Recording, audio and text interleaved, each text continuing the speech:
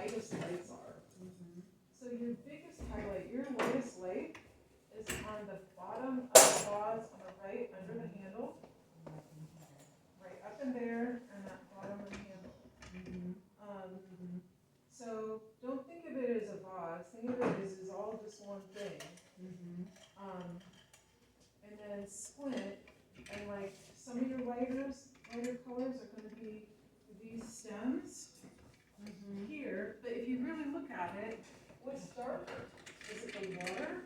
Is the water darker or the stem? Or the water, the very Right. bottom left. Yeah, so that's the question you ask yourself.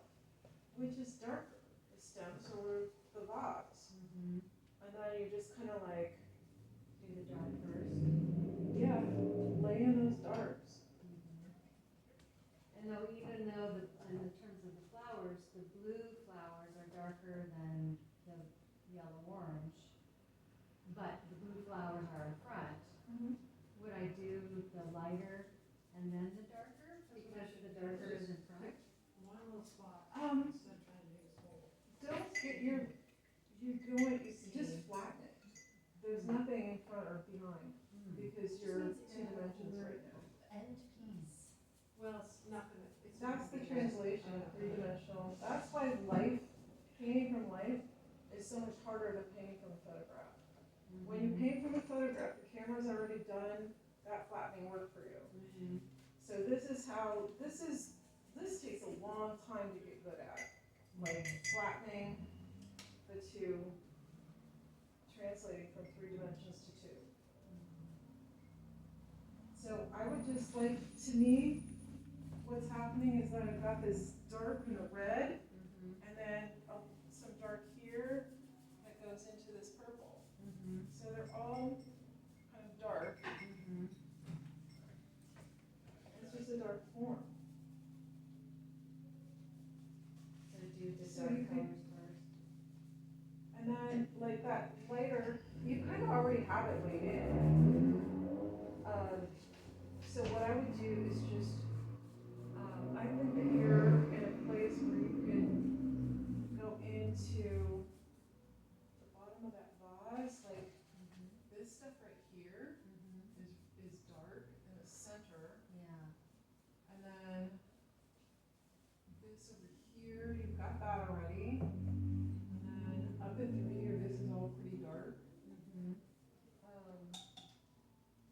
then lay in, like I would make like an actual like shape of something lighter, like that. Into that water. Like the reflection of. Yeah, don't even worry about the reflection. I'm looking at this shape. This shape.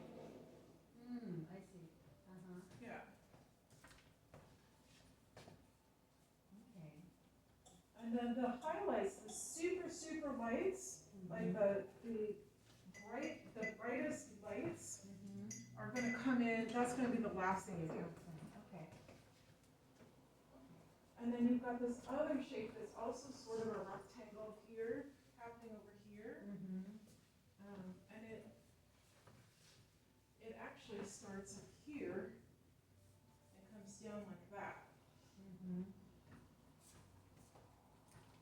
Does that make sense? Yeah. And it's broken up a little bit, but that's your basic, those are your bigger shapes. Okay. And the same thing goes true with like painting a face or something. You just go for the really big shapes. You don't worry too much about what is the details that are going on in the darks.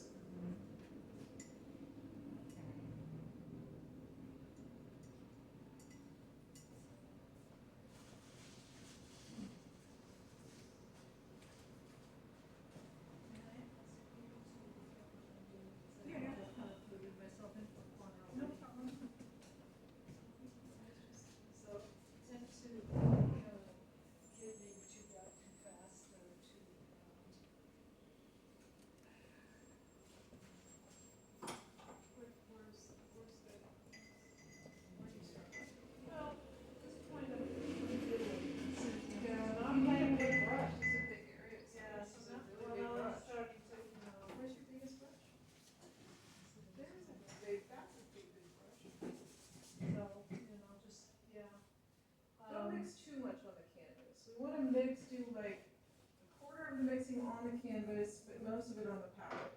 Okay. I don't know, it's just getting busy and I'm not real. Yeah, go have bigger brushes. So, can I sit down? It's also sitting, isn't it? It's a weird one. Okay, so we want green, so we got, that's, the green is kind of a warmish green back there, so I wanna do a little bit of that. And let's do some more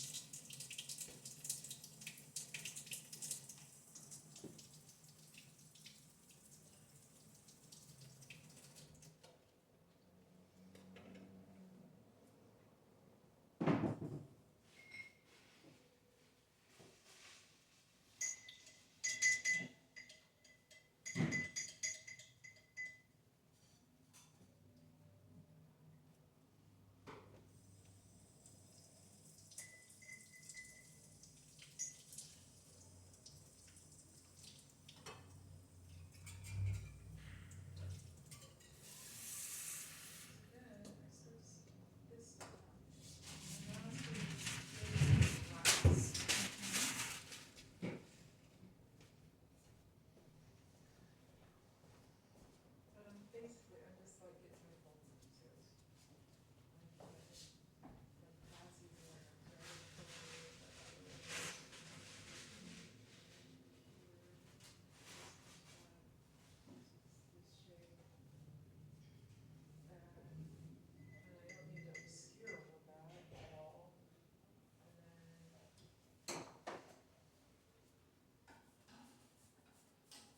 So that's what I'm just looking for the bigger shapes. And then, you know, like, use the color, I like this color a lot. You know, you can like pull that back in there, Yeah, but use your big brush, okay. because then you can't Diddle so much. right? Alright, right here. Kind of beautiful, diddly. I said it's kind of beautiful, diddly. Well, but you get into I think it's like, it's almost like a trance-like state. And people often just keep painting the same sections over and over and over, instead of moving on into something else. Heading the canvas. Hmm? Heading the canvas. Yeah. I mean, you can really like zone out. Hard not to do.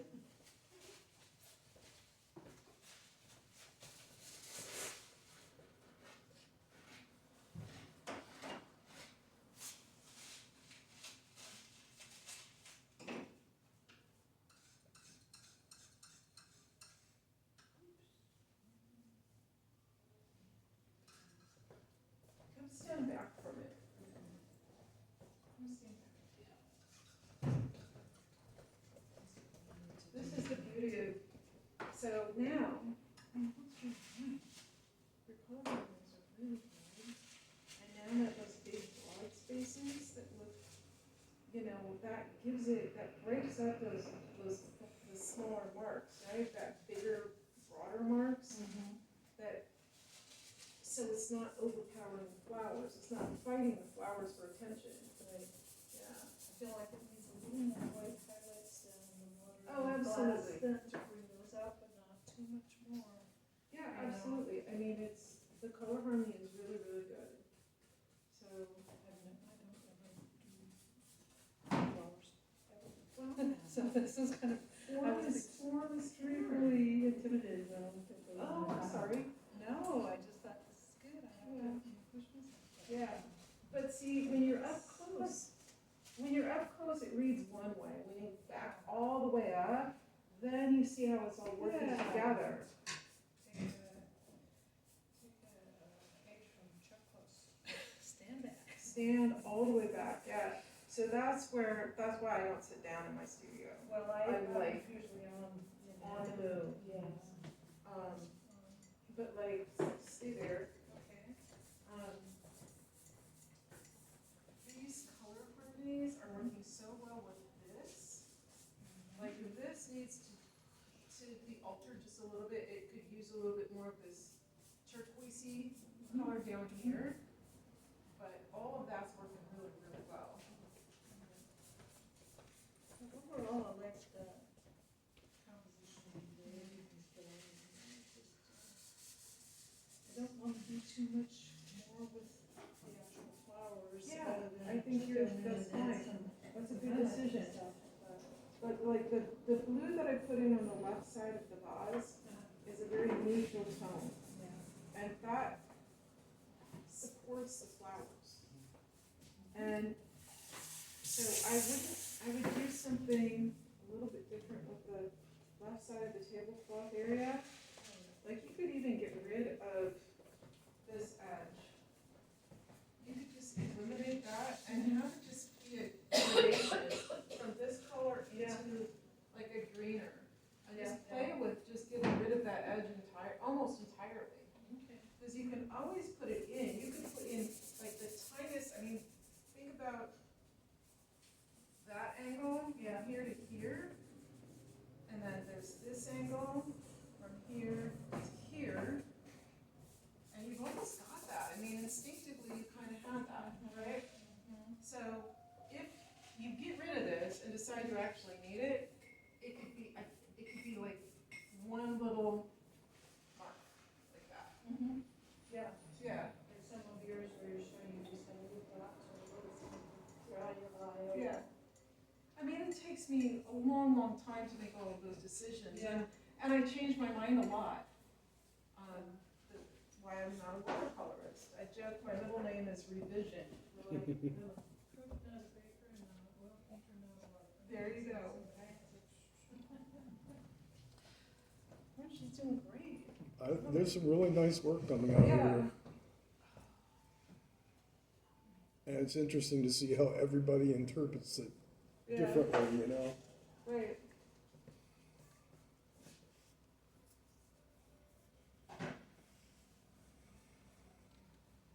I love what you just did. I love that. That's great. That's lovely. Thank you. Seriously. Big brush. Big brushes. So, Otherwise it would noodle. funny story, I'm part of Half Moon Bay Shakespeare, and I've been with the company for a lot of years, and I've been too busy the last couple of years with painting to be in the show, but last year, they called me in a panic because the director quit 10 days before the show opened. It was gonna be midsummer, and she said, we don't have a set. And I was like, well, what does that mean? To me, why? Why are you telling me So about that? she said, please meet me at the site. It's an outdoor set tomorrow at noon. And she's a personal friend of mine, so I felt like, okay. I showed up, and it was 60 feet of flats that were beige. And this is Midsummer Night's Dream. And I'm like, what? And she said, we need this painted, and it's midsummer, so we kind of want a forest and maybe a Greek temple somewhere. And I was like, Oh. okay. I said, I don't do mural painting. And she goes, I know, but we need you. You have to save us. The director quit. We don't have anything. And we open in a week and a half. And I'm like, oh my God. I said, well, how much time do I have? And she says, until 5 p.m. I was like, what? And No pressure. And then she says, what? I go, well, what's the color? What's your color scheme? What are the costumes? And she goes, green. And I'm like, no, you don't say green to a painter. That's like green is the self-harmer of all the hues. It clashes with itself. And so she showed me a costume, and it was camouflage, green camouflage. And I was like, well, do you have paint? No. So we spent 45 minutes at Ace getting like primary colors, black and white, and some greens. And like I got like 3 greens. And I said, we're gonna need some bigger brushes. And I painted that thing in 4 hours. And but it was all about very big brushes and no detail. And it worked out great, but. With pressure, oh my gosh. Yeah, it was, they gave me like a Coke Zero. I don't drink that kind of stuff, and it's like a drug.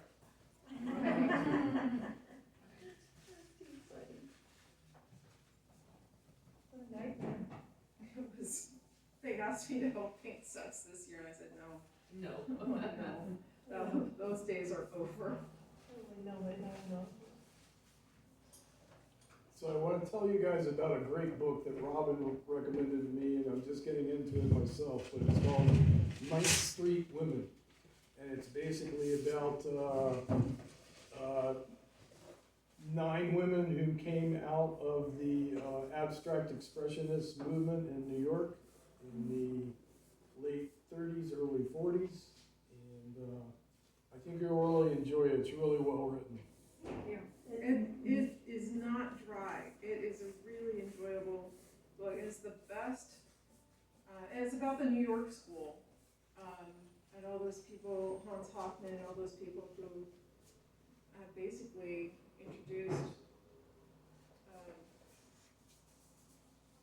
were the founders, the foundation of abstract expressionism. Here's my set. So it was 9th Street, like number 9? So, yeah, Yes, Ninth Street. Ninth Street Women, yeah. Yeah. The name comes from So there's my set. a group of artists took over a It's huge. basically It might be more abandoned than- department store and did a big show with all their friends. So there's no detail. No. There's no detail.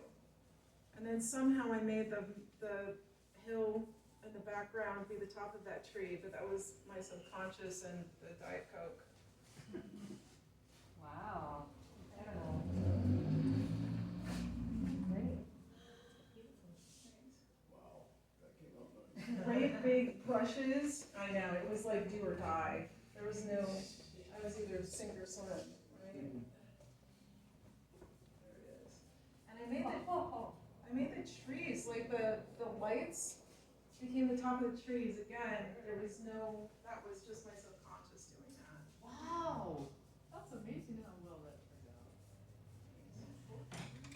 Big brushes. My point is, it's great big brushes. No detail. And then I've got some armature photos in here too. Show you.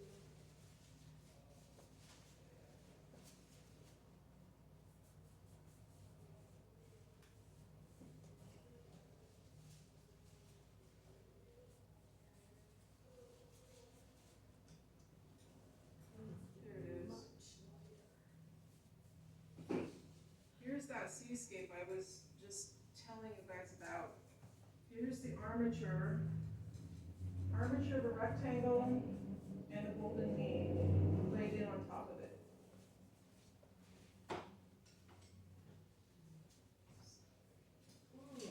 So that's how I compose every canvas. It's a little bit over my head at this point. Well, it's not as complex as it seems, but it is. Beautiful. It's like one of the few things you can really control in painting. Like, there's gonna be a lot of things that just happen, and happy accidents and unhappy accidents. There's another artist that I was just looking at that does that. Almost everybody does that, Okay. yeah. So basically, it's just going from So it's middle always to from, corner, and Yeah. corner to corner, and then the golden mean is in here, if you can see that blue lines, that's golden mean. oh, it's kind of thirds, but not quite. Yeah, golden mean is 9/16. Okay. Yeah. So that, So it's not quite. That's the armature. I'll have to try to remember that. But you can, it's easy to just Google armature of a Mhm. rectangle, and it'll come up. okay.